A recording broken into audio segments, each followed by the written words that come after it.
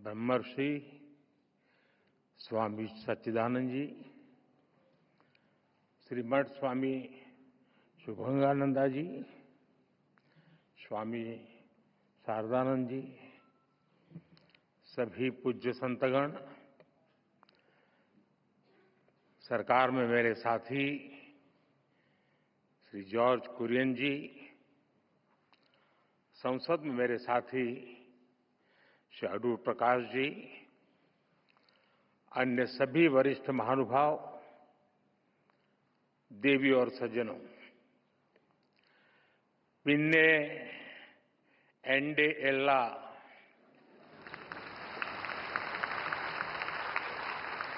प्रियपेट Malayali Sahodari सहोदरन Marco एंडे Vineet my नमस्कारम।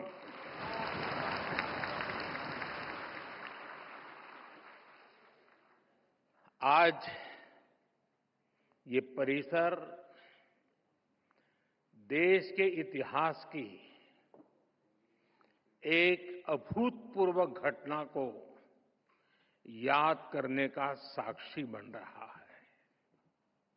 एक ऐसी ऐतिहासिक घटना जिसने न केवल हमारे स्वतंत्रता आंदोलन को नई दिशा दी, बल्कि स्वतंत्रता के उद्देश्य को, आजाद भारत के सपने को ठोस मायने दिए।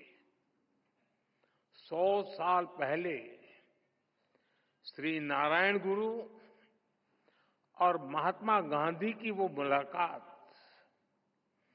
आज भी उतनी ही प्रेरक है, उतनी ही प्रासंगिक है। 100 साल पहले हुई वो मुलाकात सामाजिक समरसता के लिए,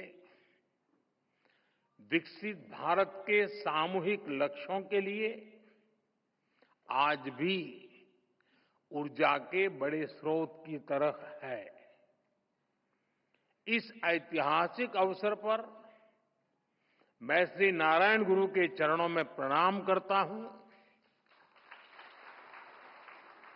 मैं गांधी जी को भी अपनी श्रद्धांजलि अर्पित करता हूं। भाई बहनों, श्री नारायण गुरु के आदर्श पूरी मानवता के लिए बहुत बड़ी पूंजी है। जो लोग देश और समाज की सेवा के संकल्प पर काम करते हैं, श्री नारायण गुरु उनके लिए प्रकाश स्तंभ की तरह है। आप सभी जानते हैं कि समाज के शोषित, पीड़ित, वंचित वर्ग से मेरा किस तरह का नाता है, और इसलिए आज भी मैं जब समाज के शोषित, वंचित वर्ग के लिए बड़े निर्णय लेता हूं, तो मैं गुरुदेव को जरूर याद करता हूं। 100 साल पहले के वो सामाजिक हालत, सदियों की गुलामी के कारण आई विकृतियां, लोग उस दौर में उन बुराइयों के खिलाफ बोलने से डरते थे, लेकिन श्री नारायण गुरु ने विरोध की परवाह नहीं की। वो कठिनाइयों से नहीं डरे, क्योंकि उनका विश्वास समरसता और समानता में था। उनका विश्वास सत्य, सेवा और सौहार्द में था। यही प्रेरणा हमें सबका साथ, सबका विकास का रास्ता दिखाती है। यही विश्वास हमें उस भारत के निर्माण के लिए ताकत देता है जहां अंतिम पायदान पर खड़ा व्यक्ति हमारी पहली प्राथमिकता है। साथियों, शिवगिरी मठ से जुड़े लोग और संत जन भी जानते हैं कि श्री नारायण गुरु हैं और शिवगिरी मठ में मेरी कितनी अगाध आस्था रही है। मैं भाषा तो नहीं समझ पा रहा था, लेकिन पूज्य सच्चिदानंद जी जो बातें बता रहे थे वो पुरानी सारी बातें याद कर रहे थे और मैं भी देख रहा था कि उन सब बातों पर आप बड़े भाव विभोर होकर के उसके साथ जुड़ जाते थे। और मेरा सौभाग्य है कि मठ के पूज्य संतों ने हमेशा मुझे अपना स्नेह दिया है। मुझे याद है 2013 में, तब तो मैं गुजरात में मुख्यमंत्री था, जब केदारनाथ में प्राकृतिक आपदा आई थी, तब शिवगिरी मठ के कई पूज्य संत वहां फंस गए थे, कुछ भक्तजन भी फंस गए थे। शिवगिरी मठ ने वहां फंसे लोगों को सुरक्षित निकालने के लिए भारत सरकार का संपर्क नहीं किया था। प्रकाश जी, बुरा मत मानना। शिवगिरी मठ ने, मैं एक राज्य का मुख्यमंत्री था, मुझे आदेश दिया और इस सेवक पर भरोसा किया कि भाई ये काम तुम करो। और ईश्वर कृपा से सभी संत, सभी भक्तजन को सुरक्षित में ला पाया था। साथियों, वैसे भी मुश्किल समय में हमारा सबसे पहला ध्यान उसकी ओर जाता है जिसे हम अपना मानते हैं, जिस पर हम अपना अधिकार समझते हैं। और मुझे खुशी है कि आप अपना अधिकार मुझ पर समझते हैं। शिवगिरी मठ के संतों के इन अपनेपन से ज्यादा आत्मिक सुख की बात मेरे लिए और क्या हुई। साथियों, मेरा आप सबसे एक रिश्ता काशी का भी है।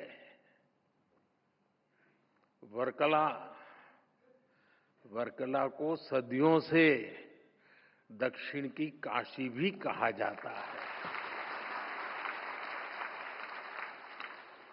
और काशी चाहे उत्तर की हो या दक्षिण की, मेरे लिए हर काशी मेरी काशी ही है। साथियों, मुझे भारत की आध्यात्मिक परंपरा, ऋषियों मुनियों की विरासत, उसे करीब से जानने और जीने का सौभाग्य मिला है। भारत की ये विशेषता है कि हमारा देश जब भी मुश्किलों के भंवर में फंसता है, कोई न कोई महान विभूति देश के किसी कोने में जन्म लेकर समाज को नई दिशा दिखाती है। कोई समाज के आध्यात्मिक उत्थान के लिए काम करता है, कोई सामाजिक क्षेत्र में समाज सुधारों को गति देता है। श्री नारायण गुरु ऐसे ही महान संत थे। निवृत्ति पंचकम और आत्मोपदेश शतकम जैसी उनकी रचनाएं ये अद्वैत और अध्यात्म के किसी भी स्टूडेंट के लिए गाइड की तरह हैं। साथियों, योग और वेदांत, साधना और मुक्ति नारायण गुरु के मुख्य विषय थे, लेकिन वो जानते थे कि कुरीतियों में फंसे समाज का आध्यात्मिक उत्थान उसके सामाजिक उत्थान से ही संभव होगा। इसलिए उन्होंने अध्यात्म को समाज सुधार और समाज कल्याण का एक माध्यम बनाया। और श्री नारायण गुरु के ऐसे प्रयासों से गांधी जी ने भी प्रेरणा पाई, उनसे मार्गदर्शन लिया। गुरुदेव रविन्द्रनाथ टैगोर जैसे विद्वानों को भी श्री नारायण गुरु से चर्चा का लाभ मिला। साथियों, एक बार किसी ने श्री नारायण गुरु की आत्मोपदेश शतकम रमण महर्षि जी को सुनाई थी। उसे सुनकर रमण महर्षि जी ने कहा था, अवर एल्लाम तेरिंजवर, यानी वो सब कुछ जानते हैं। और उस दौर में जब विदेशी विचारों के प्रभाव में भारत की सभ्यता, संस्कृति और दर्शन को नीचा दिखाने के षड्यंत्र हो रहे थे, श्री नारायण गुरु ने हमें ये एहसास कराया कि कमी हमारी मूल परंपरा में नहीं है। हमें अपने आध्यात्म को सही अर्थों में आत्मसात करने की जरूरत है। हम नर में श्री नारायण को, जीव में शिव को देखने वाले लोग हैं। हम द्वैत में अद्वैत को देखते हैं। हम भेद में भी अभेद देखते हैं। हम विविधता में भी एकता देखते हैं। साथियों, आप सभी जानते हैं, श्री नारायण गुरु का मंत्र था, ओरु जाति, ओरु मतम, ओरु देवम, मनुष्यनु।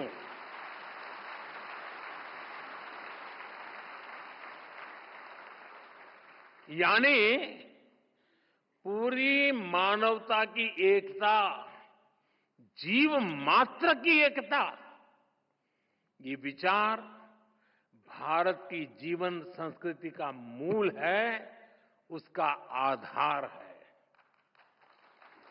आज भारत उस विचार को विश्व कल्याण की भावना से विस्तार दे रहा है।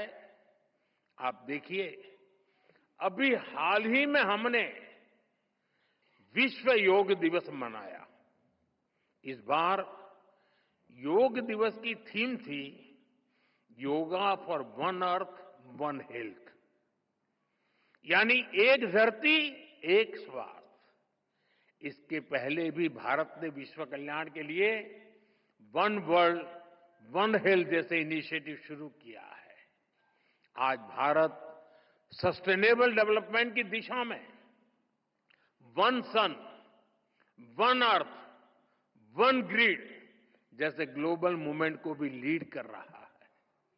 आपको याद होगा 2023 में भारत ने जब G20 समिट को होस्ट किया था, हमने उसकी भी थीम रखी थी, one earth, one family, one future. हमारे इन प्रयासों में वसुधैव कुटुंबकम की भावना जुड़ी हुई है। श्री नारायण गुरु जैसे संतों की प्रेरणा जुड़ी हुई है। साथियों, श्री नारायण गुरु ने एक ऐसे समाज की परिकल्पना की थी जो भेदभाव से मुक्त हो। मुझे संतोष है कि आज देश सेचुरेशन अप्रोच पर चलते हुए भेदभाव की हर गुंजाइश को खत्म कर रहा है। लेकिन आप 10-11 साल पहले की हालत को याद करिए। आजादी के इतने दशक बाद भी करोड़ों देशवासी कैसा जीवन जीने को मजबूर थे।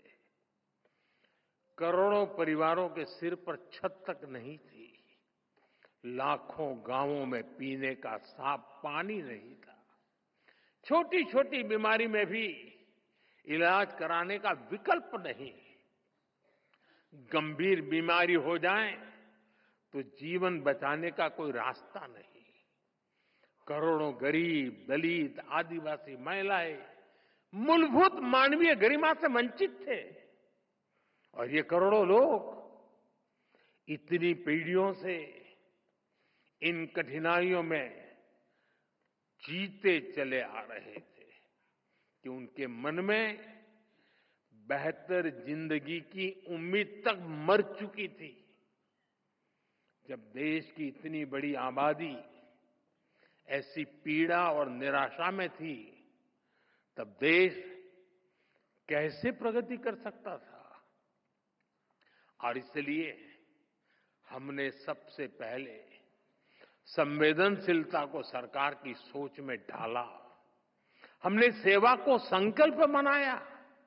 इसी का परिणाम है कि हम पीएम आवास योजना के तहत करोड़ों गरीब, दलित, पीड़ित, शोषित, वंचित परिवारों को पक्के घर दे पाए। हमारा लक्ष्य हर गरीब को उसका पक्का घर देने का है। और ये घर केवल ईंट सीमेंट का ढांचा नहीं होता, उसमें घर की संकल्पना साकार होती है, तमाम जरूरी सुविधाएं होती है। हम 4 दीवारों वाली इमारत नहीं देते, हम सपनों को संकल्प में बदलने वाला घर देते हैं।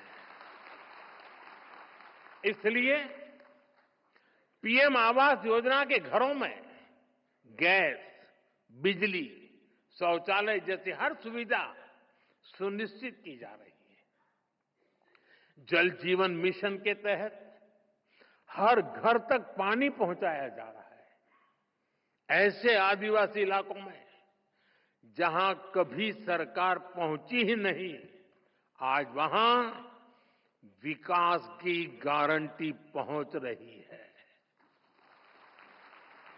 आदिवासियों में, उसमें भी जो अति पिछड़े आदिवासी हैं, हम उनके लिए पीएम जनमन योजना शुरू की है। उससे आज कितने ही इलाकों की तस्वीर बदल रही है। इसका परिणाम यह है कि समाज में अंतिम पायदान पर खड़े व्यक्ति में भी नई उम्मीद जगी है। वो न केवल अपना जीवन बदल रहा है, बल्कि वो राष्ट्र निर्माण में भी अपनी मजबूत भूमिका देख रहा है। साथियों, श्री नारायण गुरु ने हमेशा महिला सशक्तिकरण पर जोर दिया था। हमारी सरकार भी वुमेन लेड डेवलपमेंट के मंत्र के साथ आगे बढ़ रही है। हमारे देश में आजादी के इतने साल बाद भी ऐसे कई क्षेत्र थे जिनमें महिलाओं की एंट्री ही बैन थी। हमने इन प्रतिबंधों को हटाया। नए नए क्षेत्रों में महिलाओं को अधिकार मिले। आज स्पोर्ट्स से लेकर स्पेस तक हर फील्ड में बेटियां देश का नाम रोशन कर रही है। आज समाज का हर वर्ग, हर तबका एक आत्मविश्वास के साथ विकसित भारत के सपने को उसमें अपना योगदान दे रहा है। स्वच्छ भारत मिशन, पर्यावरण से जुड़े अभियान, अमृत सरोवर का निर्माण, मिलेट्स को लेकर जागरूकता जैसे अभियान, हम जन भागीदारी की भावना से आगे बढ़ रहे हैं। 140 करोड़ देशवासियों की ताकत से आगे बढ़ रहे हैं। साथियों, श्री नारायण गुरु कहते थे, विद्या कौन प्रबुद्धर आऊ का, संगठना कौन शक्तर आऊ का, प्रयत्नम कौन संपन्नार आऊ का। यानी enlightenment through education, strength through organisation, prosperity through industry. उन्होंने खुद भी इस विजन को साकार करने के लिए महत्वपूर्ण संस्थाओं की नींव रखी थी। शिवगिरी में ही गुरुजी ने शारदा मठ की स्थापना की थी। मां सरस्वती को समर्पित ये मठ, इसका संदेश है कि शिक्षा ही वंचितों के लिए उत्थान और मुक्ति का माध्यम बनेगी। मुझे खुशी है कि गुरुदेव के उन प्रयासों का आज भी लगातार विस्तार हो रहा है। देश के कितने ही शहरों में गुरुदेव सेंटर्स और श्री नारायण कल्चरल मिशन मानव हित में काम कर रहे हैं। साथियों, शिक्षा, संगठन और औद्योगिक प्रगति से समाज कल्याण के इस विजन की स्पष्ट छाप आज हम देश की नीतियों और निर्णयों में भी देख सकते हैं। हमने इनके दशक बाद, इतने दशक बाद देश में नई एजुकेशन पॉलिसी लागू की है। नई एजुकेशन पॉलिसी न केवल शिक्षा को आधुनिक और समावेशी बनाती है, बल्कि मातृभाषा में पढ़ाई को भी बढ़ावा देती है। इसका सबसे बड़ा लाभ पिछड़े और वंचित तबके को ही हो रहा है। साथियों, हमने पिछले एक दशक में देश में इतनी बड़ी संख्या में नई आईआईटी, आईआईएम, एम्स जैसे संस्थान खोले हैं, जितने आजादी के बाद 60 वर्षों में नहीं खुले थे। इसके कारण आज उच्च शिक्षा में गरीब और वंचित युवाओं के लिए नए अवसर खुले हैं। बीते 10 साल में आदिवासी इलाकों में 400 से ज्यादा एकलव्य आवासीय स्कूल खोले गए हैं। जो जनजातीय समाज कई पीढ़ियों से शिक्षा से वंचित थे, उनके बच्चे अब आगे बढ़ रहे हैं। भाइयों बहनों, हमने शिक्षा को सीधे स्किल और अवसरों से जोड़ा है। स्किल इंडिया जैसे मिशन देश के युवाओं को आत्मनिर्भर बना रहे हैं। देश की औद्योगिक प्रगति, प्राइवेट सेक्टर में हो रहे बड़े रिफॉर्म्स, मुद्रा योजना, स्टैंड अप योजना, इन सबका भी सबसे बड़ा लाभ दलित, पिछड़ा और आदिवासी समाज को हो रहा है। साथियों, श्री नारायण गुरु एक सशक्त भारत चाहते थे। भारत के सशक्तिकरण के लिए हमें आर्थिक, सामाजिक और सैन्य हर पहलू में आगे रहना है। आज देश इसी रास्ते पर चल रहा है। भारत तेजी से दुनिया की तीसरे नंबर की इकोनॉमी बनने की तरफ बढ़ रहा है। हाल में दुनिया ने यह भी देखा है कि भारत का सामर्थ्य क्या है। ऑपरेशन सिंदूर,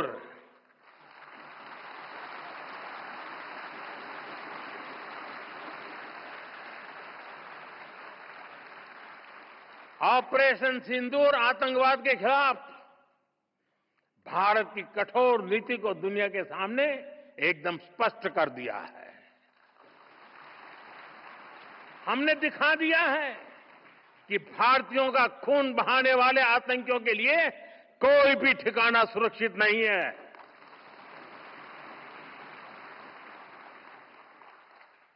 साथियों, आज का भारत देश हित में जो भी हो सकता है और जो भी सही है, उसके हिसाब से कदम उठाता है।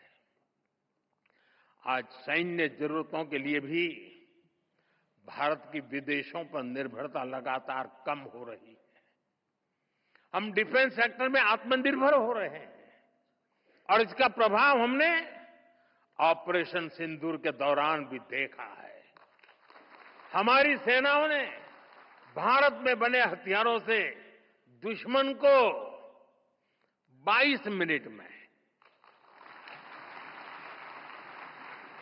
22 मिनट में घुटने टेकने के लिए मजबूर कर दिया। मुझे विश्वास है आने वाले समय में मेड इन इंडिया हथियारों का डंका पूरी दुनिया में बजेगा।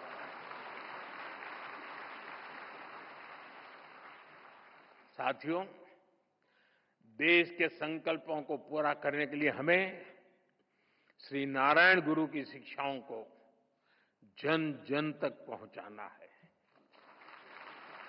हमारी सरकार भी इस दिशा में सक्रियता के साथ काम कर रही है। हम शिवगिरी सर्किट का निर्माण करके श्री नारायण गुरु के जीवन से जुड़े तीर्थ स्थानों को जोड़ रहे हैं। मुझे विश्वास है उनके आशीर्वाद, उनकी शिक्षाएं अमृतकाल की हमारी यात्रा में देश को रास्ता दिखाती रहेंगी। हम सब एक साथ मिलकर विकसित भारत के सपने को पूरा करेंगे। श्री नारायण गुरु का आशीर्वाद हम सभी पर बना रहे, इसी कामना के साथ मैं शिवगिरी मठ के सभी संतों को फिर से नमन करता हूं। आप सबका बहुत बहुत धन्यवाद। नमस्कार।